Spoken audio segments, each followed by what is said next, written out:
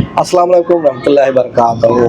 दोस्तों, हज 2026 के बदलावों के बारे में, चेंजेस के बारे में हज कमेटी ने जो है कि कुछ सुझाव, कुछ डिसीजंस लिए हैं। उसके बारे में जो है कि बातें चल रही हैं। पिछली वीडियो में हमने बात किया था कि मर्दों और औरतों को अलग रखने का जो सिस्टम है उसको क्या रहेगा, कैसा रहेगा। और आज की वीडियो में हम लोग बात करने वाले हैं हज का जो दूसरा एक बहुत बड़ा बदलाव है, जो कि हिस्ट्री में एक तरह से देखा जाए तो फर्स्ट टाइम हो रहा है, जहाँ तक हमारी जानकारी है। तो वो है केटरिंग सुविधा, केटरिंग सर्विस, खाने का सिस्टम जो हज कमेटी इस बार करने वाली है। तो वीडियो को आखिर तक देखिए, इंशाल्लाह आपको फायदा होगा। दोस्तों, हज कमेटी ऑफ इंडिया ने जब हज 2026 का एप्लीकेशन लिया था तो उस एप्लीकेशन में उन्होंने जो है कि एक ऑप्शन दिया था हाजियों को कि हज कमेटी इस बार खाने के बारे में, इंतजाम करने के बारे में ऑप्शंस तलाश रही है, कोशिश कर रही है। तो क्या आप जो है कि हज कमेटी ऑफ इंडिया से केटरिंग सर्विसेज लेना चाहते हैं, खाने के सर्विसेज लेना चाहते हैं? तो बहुत सारे लोगों ने उसको यस किया और कुछ लोगों ने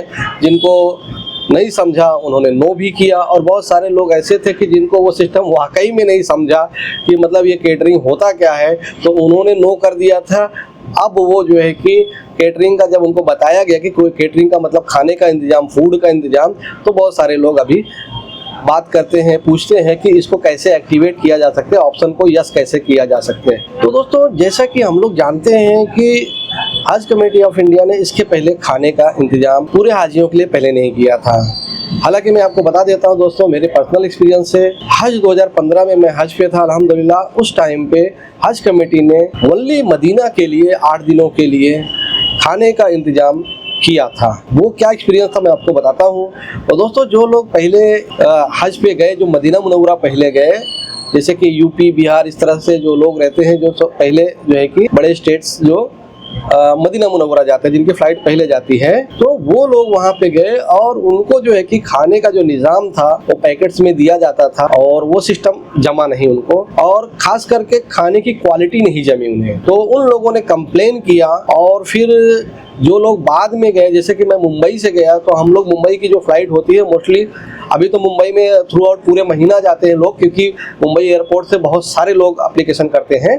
तो उस टाइम पे था कि मुंबई एयरपोर्ट से जो है कि लास्ट में लोग जाते थे, और अभी भी जो है कि ज़्यादा करके लोग लास्ट में जाना प्रीफर करते हैं कि वो पहले जो है कि जिद्दा यानी मक्का ले जाया जाता है जिजिया में, अपना हज करने के बाद फिर मदीना आते हैं, फिर मदीना मुनव्वरा से उनकी रिटर्न वापसी होती है उनकी वहाँ से। तो दोस्तों, वहाँ पे क्या हुआ कि जब आधे लोग जो है कि वहाँ पे गए और उनको खाने का सिस्टम समझ में नहीं आया और खाने की क्वालिटी का उन्होंने कंप्लेन किया, तो जो है कि फिर हज कमेटी ऑफ इंडिया को ये भी नहीं कि हज कमेटी जो है कि उसको बाद में रिफ़ंड कर देती, बहुत सारे पैसा जो है कि हज कमेटी रिफ़ंड करती जो सर्विसेज नहीं दे पाती है। तो लेकिन हाजियों ने इतना उसके बारे में शोर और हंगामा किया कि हज कमेटी को मदीना मुनव्वरा में एक स्पेशल डेस्क लगानी पड़ी और सभी हाजियों का पैसा वापस करना पड़ा। जो लोग बाकी थे, जिन्होंने खाना बिल्कुल नहीं लिया और सब लोगों ने कंप्लेन किया था, तो उनको जो है कि वो मामला कैंसिल करना पड़ा। और जहाँ तक मुझे याद है, पर हाजी के हिसाब से उन्होंने 132 रियाल 8 दिनों के लिए लिया था उस टाइम पे 2015 में। और उन्होंने जो है कि फिर उसके लिए एक डेस्क लगाई और वहाँ पे जानकारी दी हाजियों कि आप वहाँ जाएँ और उस बिल्डिंग में वहाँ पे आप अपना कवर नंबर बता के जितने लोग हैं उतने लोगों के सामने 132 रियाल वापस लें। और हज कमेटी ने मदीना मुनव्वरा में ये पैसा हाजियों को वापस दिया कि जिससे लोग अपना खाना वगैरह अपने पैसे से कर लें, और खाने का जो निज़ाम था उसको कैंसिल कर दिया गया। अब दोस्तों, ये मामला क्या है, क्यों कैंसिल करना पड़ा, क्या रीज़न है?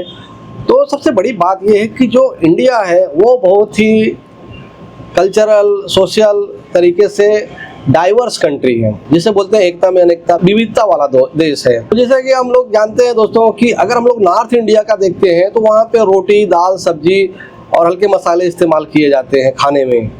उसी तरीके से अगर साउथ इंडिया में हम लोग देखें तो वहाँ पे राइस के जो कुजीन्स होते हैं, व्यंजन होते हैं, वो ज़्यादा चलते हैं, जैसे राइस है, सांभर है और कोकोनट बेस्ड फूड रहते हैं।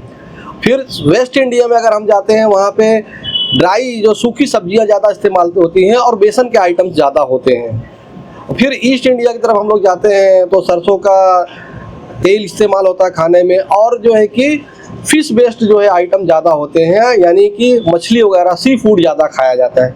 अब ये मैंने 4 तो एरियाज आपको बता दिए, मतलब ये 4 जो जोन्स हैं, नॉर्थ, साउथ, वेस्ट, ईस्ट, ये यहाँ पे ये मोटा मोटा इतना बड़ा जो है कि डिफरेंस है खाने में। अदरवाइज आप जो है कि इंडिया इतना डाइवर्स कंट्री है कि हर जिले का खाना अलग अलग है, खाने पीने का, खाना बनाने का, खाने का नाम, ये सारी चीज़ें हर डिस्ट्रिक्ट वाइज चेंज हो जाती है दोस्तों। और फिर उसके बाद एक ही डिस्ट्रिक्ट में, जैसे कि हम लोग देखते हैं हमारे इंडिया में हिंदू है, मुस्लिम है, सिख है, ईसाई हैं, तो इनके खाने के भी तरीके अलग अलग हो जाते हैं एक ही डिस्ट्रिक्ट में रहते हुए, एक ही सिटी में रहते हुए भी। तो इसलिए इस खाने को किसी एक सेंट्रलाइज तरीके पे लेके जाना बहुत मुश्किल काम है। अगर आप सबको दाल रोटी सब्जी देना चाहें तो पूरा इंडिया के लोग उसको नहीं मानेंगे, नहीं पसंद करेंगे। और उसी तरीके से अगर आप पूरे इंडिया को जो इडली डोसा सांभर खिलाने लगें तो वो भी लोग नहीं मानेंगे। फिर उसी तरीके से जो बेसन वाले फूड्स हैं, वो कढ़ी वगैरह जो है, वो सबको अगर आप खिलाने लगे वो भी सब नहीं मानेंगे। खिचड़ी खिलाने लगे तो भी सब नहीं मानेंगे, क्योंकि सबका खाने का जो टेस्ट है वो अलग अलग है। तो ये सबसे बड़ा चैलेंज है हज कमेटी ऑफ इंडिया के लिए। अगर ये जो है कि कैटरिंग की सर्विसेज लाती है तो इसको कैसे मैनेज करेंगे। दोस्तों अगर हम लोग इसके सोल्यूशन की तरफ जाएं, दोस्तों सबसे बड़ा सोल्यूशन इसका है वो ये है कि हज कमेटी ऑफ इंडिया इसके लिए जो है कि स्टेट हज कमेटीज़ का हेल्प ले, उनको इसमें जो है कि पार्टिसिपेंट बनाए, उनको जिम्मेदार बनाए, कि जिससे कि कम से कम जो फूड है एक स्टेट हज कमेटी अपने सभी हाजियों के लिए वो जिम्मेदारी ले और अपने स्टेट का जो खाना है वो खाना उनको प्रोवाइड करे। तो इससे क्या होगा कि एटलीस्ट एक स्टेट वालों को उनके स्टेट से मिलता जुलता तो खाना मिलेगा, और फिर उससे उनको जो है कि थोड़ा सी तो राहत रहेगी। उनको वो चीज़ नहीं खानी पड़ेगी जो उनको पसंद नहीं है और जो उनको मतलब नहीं चलता है। तो उसी तरीके से अगर आप स्टेट हज कमेटीज़ को इसमें लाना चाहिए, और ये स्टेट हज कमेटीज़ एक और काम करें। अभी जो है कि टाइम है 4-5 महीना, उनको चाहिए कि अपने हाजियों के लिए सबसे पहले तो वो जो है कि कैटरर्स को पकड़ें कि जो खाना मदीना मुनव्वरा में उनको प्रोवाइड करेंगे, और उनका मेन्यू लें। उनका मेन्यू लेने के बाद एक जो है कि एक मिक्स मेन्यू बनाए। जितने भी लोग जो है कि टेंडर देते हैं, जितने लोग खाना प्रोवाइड करने के लिए मेन्यू दिया है, उसका एक जो है कि जनरल मेन्यू बनाए जिसमें सभी कैटरर्स का उसमें शामिल हो जाए। फिर उसको जो है कि आप अपने स्टेट में हाजियों के पास भेजें। हज कमेटी के पास सबका नंबर है, व्हाट्सएप नंबर है, व्हाट्सएप कर सकते हैं, और जो है कि हज कमेटी की साइट पे भी डाल सकते हैं कि भाई ये मेनू है। अब इसमें से किसको क्या चलेगा, तो बहुत जल्दी इसका पता चल जाएगा कि इस जो 10 आइटम अगर कोई बताया हुआ तो उस 10 आइटम में 5 आइटम कौन सा ऐसा है जिसपे सभी हाजी मुत्तफिक है, सभी की राय एक है। तो इस तरह से उस स्टेट से उस तरह का खाना जो है कि प्रोक्योर किया जा सकता है, उसका इंतजाम कराया जा सकता है। और इसे जो है कि अगर सक्सेस बनाना है कैटरिंग को, वाकई में सीरियसली हज कमेटी ये करना चाहती है, तो इसको अभी करना पड़ेगा उनको। अभी से हाजियों से राय लें कि कौन सा खाना आपको पसंद है अपने अपने स्टेट से, और उस तरह से उसी तरीके का जो है कि फिर जो है कि कैटरर जो वहाँ मदीना मुनव्वरा में या मक्का मुअज़्ज़मा में खाना प्रोवाइड करने वाले हैं, जो मतलब इसका टेंडर लेने के तैयार हैं ये सर्विसेज देने के लिए, तो वो लोगों से जो है कि उसके बारे में बात किया जाए कि इस तरह खाना आपको प्रोवाइड आपको जो है कि हाजियों को प्रोवाइड करना है, देना है। तो ये एक जो है कि बहुत अच्छा तरीका है जिससे कि बहुत सारी चीज़ें अभी का अभी क्लियर हो जाएंगी। इसके अलावा जो है कि दोस्तों जो चैलेंजेज हैं हज कमेटी के लिए वो ये भी है कि बहुत सारे हाजी ऐसे होते हैं जिनको जो है कि परहेज वाला खाना लगता है। क्योंकि पहले मैंने बताया था पिछली वीडियो में कि हमारे इधर से लोग जाते हैं जब एजेड ज़्यादा हो जाते हैं तो उनको परहेज वाला खाना लगता है। जैसे कि किसी को डायबिटीज़ है, किसी को जो है कि डाइजेशन का, पेट का प्रॉब्लम है, और किसी को कुछ और प्रॉब्लम है। कि कई लोग ऐसे होते हैं कि जिनको जो है कि नॉनवेज खाना हजम नहीं होता है बार बार खाने से। मतलब कभी कभार खाए तो ठीक है, लेकिन एवरी टाइम नहीं खा सकते, हर टाइम नहीं खा सकते हैं। ये कॉम्प्लिकेशन हम लोग उम्रा वगैरह पे जाते हैं तो वहाँ भी देखते हैं। तो ये सब जो है कि कॉम्प्लिकेशन की वजह से बहुत सारे हाजी को जो है कि ऐसा भी होएगा जो बीमार हो जाते हैं वहाँ पे जाके, तो उनको खिचड़ी चाहिए, किसी तरह से नॉर्मल खाना चाहिए। तो वो खाना हज कमेटी कैसे प्रोवाइड कराएगी, क्योंकि जो कैटरर जो मेनू देगा वही खाना देगा। तो इस तरह के जो मामले होंगे उसमें भी प्रॉब्लम आएगी। और जैसा कि सुनने में आ रहा है कि हज कमेटी ऑफ इंडिया जो है कि इस बार जो किचन सिस्टम होगा उसको पूरी तरह से ख़त्म कर देगी।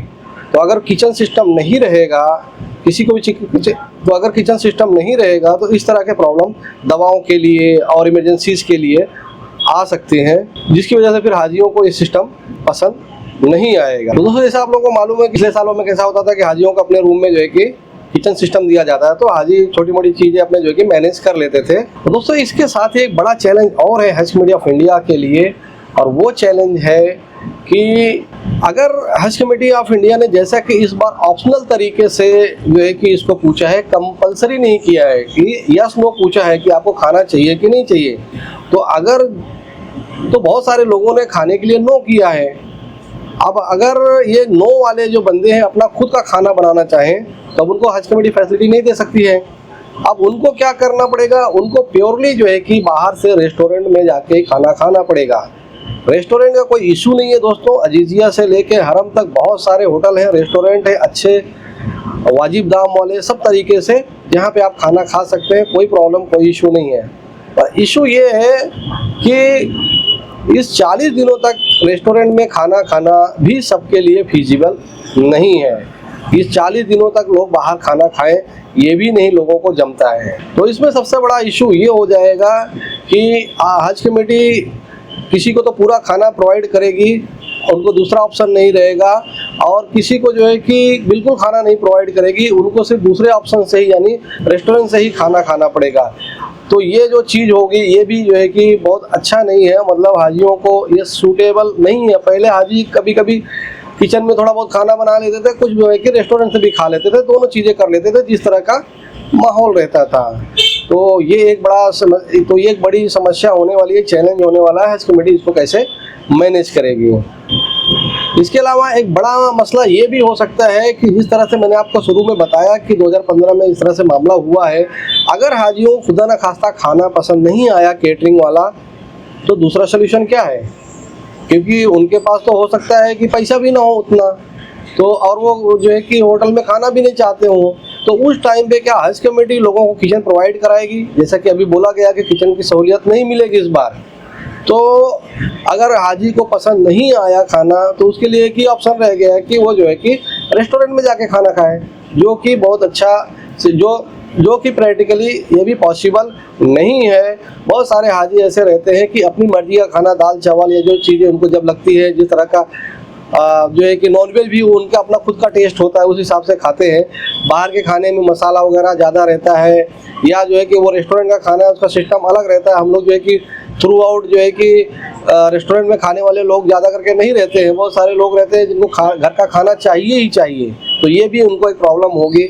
तो हज कमेटी को ये चैलेंजेज है कि किस तरह से वो इस चीज़ को मैनेज करेगी। एक तो ये कि स्टेट वाइज खाना किस तरह से होएगा, लोगों का अपना अपना जो टेस्ट है उस तरह से खाना कैसे मैनेज करेगी। दूसरा ये कि जिन्होंने खाने का फैसिलिटी नहीं लिया हुआ है तो उनके लिए क्या ऑप्शन होएगा, क्या सिर्फ और सिर्फ उनको रेस्टोरेंट या होटल या बाहर से ही खाने का ऑप्शन होगा। और तीसरा ये कि छोटे मोटे कामों के लिए क्या हज कमेटी केटल्स वगैरह प्रोवाइड करेगी या लिमिटेड फैसिलिटी वाला किचन प्रोवाइड करेगी, जहाँ हाजी जो है कि पानी गर्म कर सके, दवाओं के लिए इस्तेमाल कर सके, और इमरजेंसी के लिए और बीमारी के टाइम के लिए जो है कि अपने हिसाब से अपने मनपसंद का खाना बना सकें। इन सब चीज़ का हज कमेटी मैनेजमेंट कर पाएगी, कैसे करेगी, ये देखने वाली बात है। लेकिन आप लोग तैयार रहें कि इस तरह का मामला हो सकता है, आपको खाना मिल सकता है। खाना मिलना तो अच्छा ही है, अगर खाना मिलेगा तो आपको जो है कि इबादत करने का टाइम ज़्यादा मिलेगा, खाना बनाने में आपका जो है कि वक्त नहीं जाएगा। और इसी के साथ मैं आप लोगों को बता देना चाहता हूँ कि अगर आप लोगों को सिस्टम पसंद नहीं है, कोई चीज़ इसमें आप जो है कि सजेशन देना चाहते हैं, कोई चीज़ हज कमेटी को बताना चाहते हैं, तो आप जो है कि हज कमेटी को अपनी स्टेट हज कमेटी को कांटेक्ट करके उनको बताएं कि हमको खाने का सिस्टम पसंद है, नहीं पसंद है, या खाने का सिस्टम किस तरह से होना चाहिए। तो हो सकता है आपके सजेशन से भी कुछ चीज़ें बेहतर हो जाएं। तो दोस्तों, ये थी आज की वीडियो।